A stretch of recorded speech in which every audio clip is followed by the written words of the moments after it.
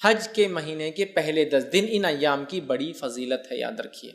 پہلے ذی الحجہ سے لے کر یوم النحر، مطلب 1 تاریخ سے لے کر 10، اور 10 کے دن ہم کیا مناتے ہیں؟ عید مناتے ہیں، یاد رکھیے،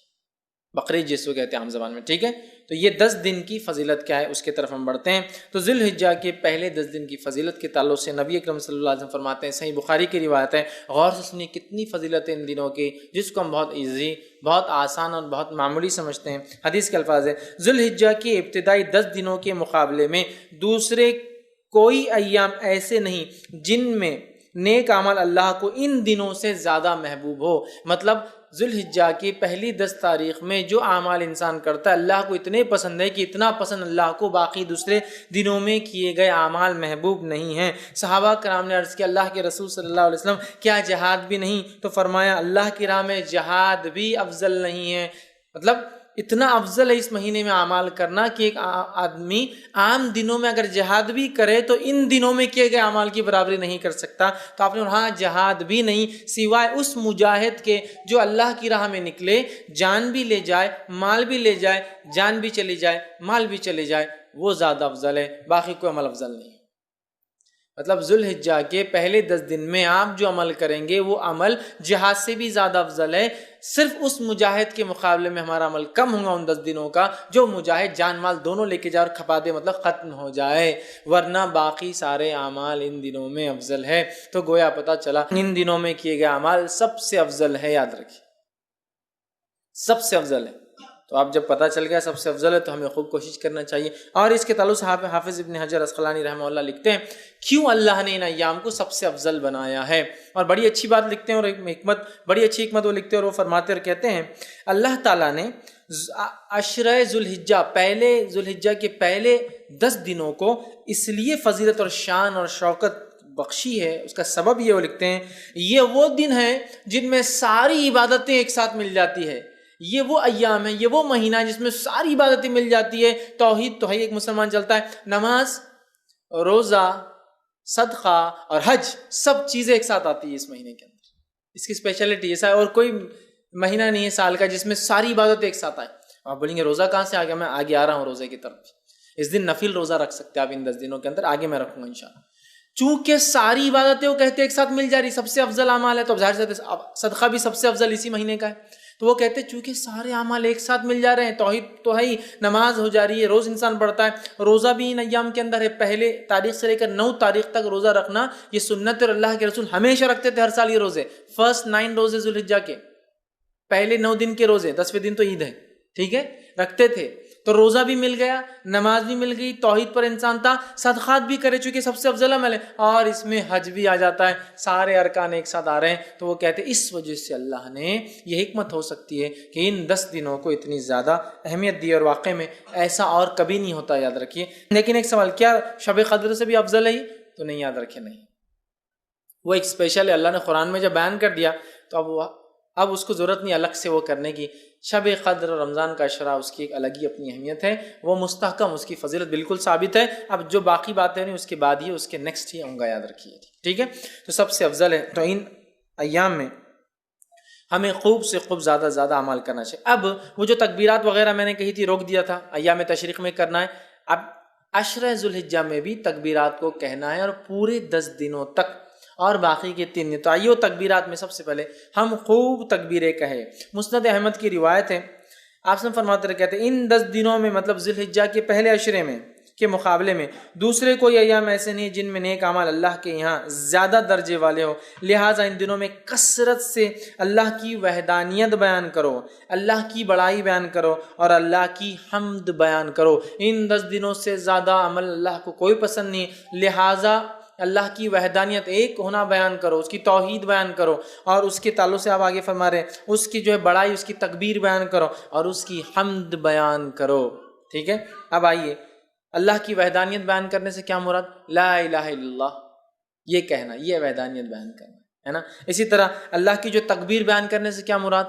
اللہ اکبر کہنا، اور دیگر تکبیرات جو اللہ کی بڑائی بیان کرتی ہے وہ کہنا۔ اسی طرح جو اللہ کی حمد بیان کرنے سے کیا مراد؟ اس کی تعریف بیان کرنا، ہر چیز کے اوپر اس کی پاکی اور اس کی تعریف بیان کرنا، یہ اس سے مراد ہے۔ اور پہلے ذوالحجہ سے لے کر 10 ذوالحجہ تک جو تکبیرات کہتے ہیں ان تکبیرات کو مطلق کہا جاتا ہے، یاد رکھیے۔ تو پہلے ذوالحجہ سے لے کر 9 ذوالحجہ تک جو تکبیرات انسان بیان کرتا ہے اسے تکبیر مطلق کہتے ہیں، مطلب وہ تکبیریں جو مطلق ہیں۔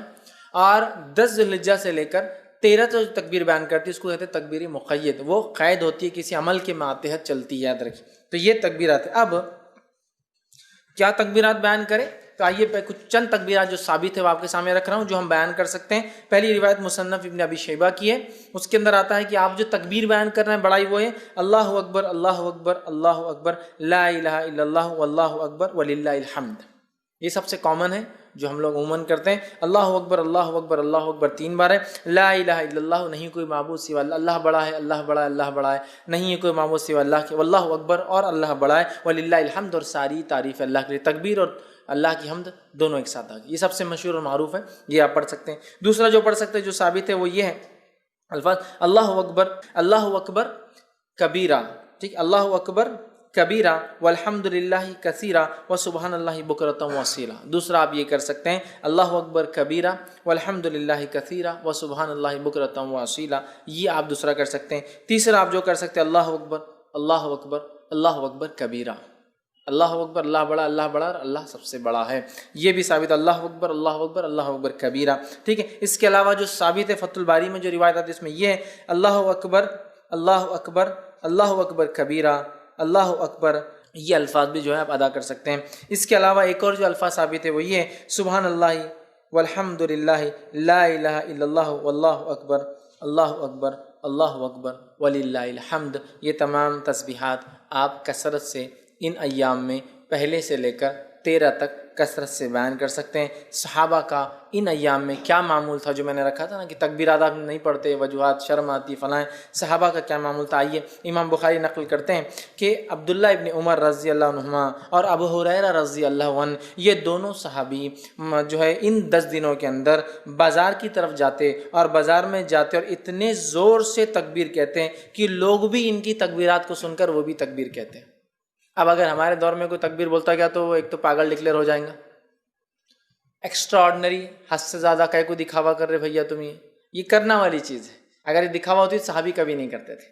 یہ کرنے والے اعمال، تو یا تو وہ ہو جائیں گا یا تو پھر اللہ کا ولی ڈکلیئر ہو کے عام لوگوں سے بڑا ہو جائیں گا، اللہ کا ولی بھائی ہم نہیں کر سکتے، نیکسٹ آگے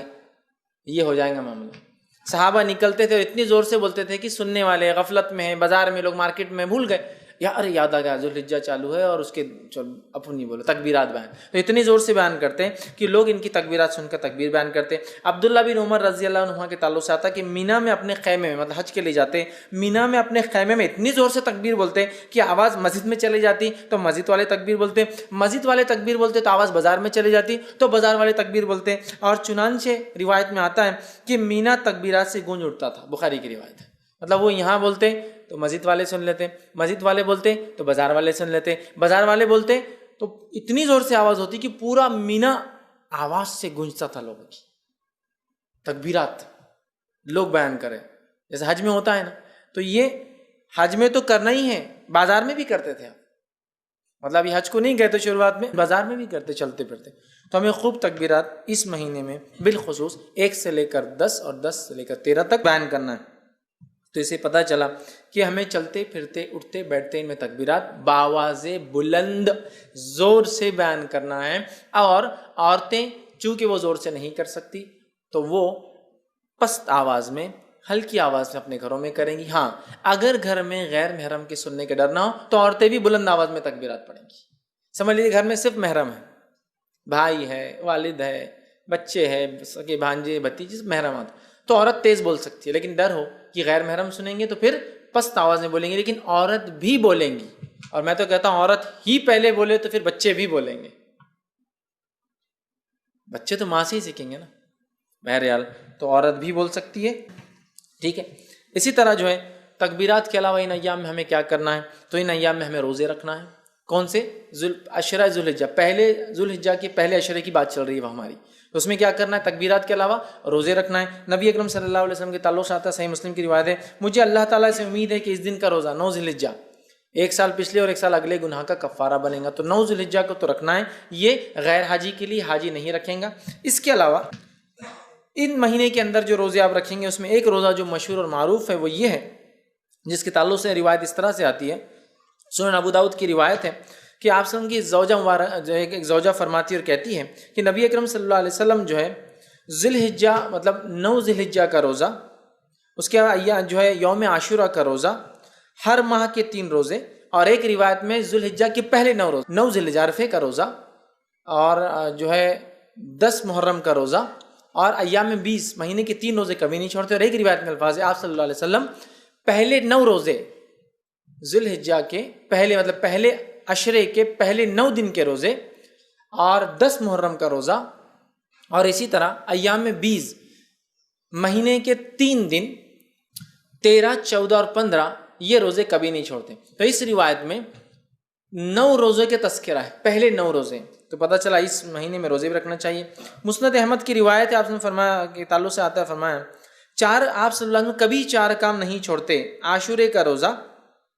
عشرہ ذی الحجہ کے 9 روزے مطلب پہلے عشرے کے 9 جو ہے دن کے جو ہے فاسٹنگ روزے، اور مہینے کے 3 روزے آپ صلی اللہ علیہ وسلم، اور فجر کی 2 سنتیں، 4 عمل کبھی نہیں چھوڑتے۔ اس میں بھی کیا آ گیا، 9 روزے آپ صلی اللہ علیہ وسلم کبھی نہیں چھوڑتے تھے۔ تو عشرہ ذی الحجہ میں روزہ بھی رکھیے، تکبیرات روزہ 9 روزے رکھ سکتے ہیں، 9 نہ بھی ہو پائے تو کم از کم ایک تو ضرور رکھیے، عرفے کے دن کا روزہ، ٹھیک ہے، یہ بھی جو ہے اس میں عمل کرنا ہے۔ اس کے علاوہ چونکہ اس مہینے میں کیے گئے سارے اعمال افضل ہے، لہٰذا نفل نماز کا خوب اہتمام کرے۔ نفل نماز کے فائدے جو آتے ہیں صحیح مسلم کی روایت میں اس طرح سے آتے ہیں، اللہ تعالیٰ کے لیے اپنے سجدوں کو لازم کر لو، بے شک جب بندہ سجدہ کرتا ہے تو اللہ سبحانہ تعالیٰ کہ اللہ جو ہے سجدے کے ذریعے اپنی طرف تیرا ایک درجہ بلند کرتا ہے، اور اس سجدے کے ذریعے تیرا ایک گناہ مٹا دیتا ہے، اور یہ سال کے ہر وقت ہو سکتا ہے۔ تو لہٰذا یہ نفل نماز کے فضائل ہے، تو خوب ان مہینوں میں کیا کریں ہم، زیادہ سے زیادہ پہلے تو 9 روزے رکھنے کی کوشش کریں، کچھ نہ تو ایک نفل نمازوں میں اہتمام، فرض تو بہرحال کرنا ہی ہے، اس میں کوئی شک ہی نہیں ہے، نفل نمازوں کا کثرت سے اہتمام، اسی طرح تلاوت قرآن کا کثرت سے اہتمام، اس لیے کہ ہر حرف پہ 10 نیکی ہے، اور اس سے زیادہ کیا بہتر ہو سکتا ہے کہ ہم ذی الحجہ کے پہلے عشرے میں یہ عمل کریں جو سب سے زیادہ افضل عمل ہے، تو آپ وہ کیجئے۔ صدقہ دینا، اس لیے کہ صدقہ ایک بڑا افضل عمل ہے، صدقہ بھی دیجئے، اس لیے کہ اس 10 دن میں کیے گئے عمل سب سے افضل ہے، لہٰذا خوب جو ہے صدقہ آپ کیجئے، اور دیگر جتنی نیکیاں ہو سکتی وہ کریں، اور بالخصوص گناہ کبیرہ سے اور حرام کاموں سے اپنے نفس کو بچائے، بالخصوص گناہ کبیرہ سے اور حرام کاموں سے اپنے نفس کو بچائے، اس لیے کہ محترم اور حرمت والے مہینوں کو پاس اور لحاظ رکھنا یہی ہے کہ اس میں ہم گناہ اور معصیت کام نہ کریں، نیکیوں میں اضافہ کریں۔ تو جہاں ہم نیکیوں میں اضافے کی میں بات کر رہا تھا اب تک، تو یہاں گناہوں سے بچنا بھی بہت زیادہ ضروری ہے، اس لیے کہ یہ ایام میں کیے گئے اعمال سب سے زیادہ افضل ہے، لہٰذا خوب نیکی کا ہم اہتمام کریں، اور خوب اپنی نفس کو گناہوں سے بچائے، وہ چاہے ذی الحجہ کا مہینہ ہو یا دیگر اور 3 مہینے، مطلب ٹوٹل 4 مہینے حرمت والے، ان چاروں مہینے کا احترام کرے، حرمت کا پاس و لحاظ رکھے، گناہ اور معصیت سے اجتناب کرے، بالخصوص کبائر سے اپنے آپ کو بچائے، اسی طرح نیکیوں میں اپنے آپ کو آگے بڑھانے کی ہم جو ہے خوب سے خوب جو ہے کوشش کریں، اور بالخصوص وہ اعمال جو اعمال ہمیں بتائے گئے ان ایام میں کرنے کے، ان اعمال کو ہم جو ہے کثرت سے کرنے کی کوشش کریں، زیادہ سے زیادہ نیکی کریں، اور زیادہ سے زیادہ گناہوں سے اپنے نفس کو اپنے آپ کو بچانے کی کوشش کریں۔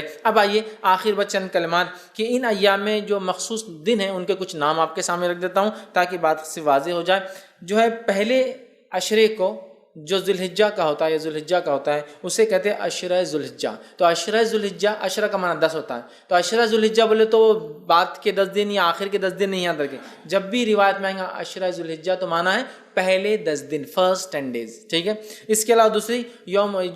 دوسرا جو ہے یوم الضحیٰ، یہ جو ہے عید الاضحیٰ کے دن کو کہتے ہیں یوم الضحیٰ۔ اسی طرح جو ہے ایک اور دن ایام معلومات، جو ہم نے ابھی دیکھا قرآن کی آیت میں جو ہے، جو سورہ حج کی آیت میں 27 میں، وہ ہے 10، 11، 12 اور 13، یہ ایام معلومات ہیں، ان کو ایام معلومات بھی کہا جاتا ہے کہ ایام معلومات مطلب 10 ذی الحجہ، 11 ذی الحجہ، 12 اور 13 ذی الحجہ۔ اسی طرح ایام تشریق 11 ذی الحجہ، 12 ذی الحجہ اور 13 ذی الحجہ کو کہا جاتا ہے۔ اسی طرح یوم عرفہ 9 ذی الحجہ کو یوم عرفہ کہا جاتا ہے۔ اسی طرح یوم النہر 10 ذی الحجہ کو، عید کے دن، یوم النہر مطلب قربانی کا دن، خون بہانے کا دن، تو یوم النہر 10 ذی الحجہ کو کہا جاتا ہے، عید کے دن کو کہا جاتا ہے۔ اسی طرح جو ہے یوم الترویہ کہا جاتا ہے 8 ذی الحجہ کو، جب جو ہے حاجی جو ہے مینا میں جو قیام کرنے آتے ہیں، اور یہ بات جو ہے سنن ابو داؤد میں آتی ہے، تو اس کو یوم الترویہ کہتے ہیں، جو 8 ذی الحجہ ہوتے ہیں۔ تو یہ چند نام ہیں۔ اسی طرح جو ہے حسبہ لیلۃ الحسبہ کہتا ہے، ایام تشریق کے بعد جو ایک رات آتی 14 کی، اس کو لیلۃ الجو حسبہ کہتے ہیں. تو اللہ اکبر اللہ اکبر لا الہ الا اللہ اللہ اکبر اللہ اکبر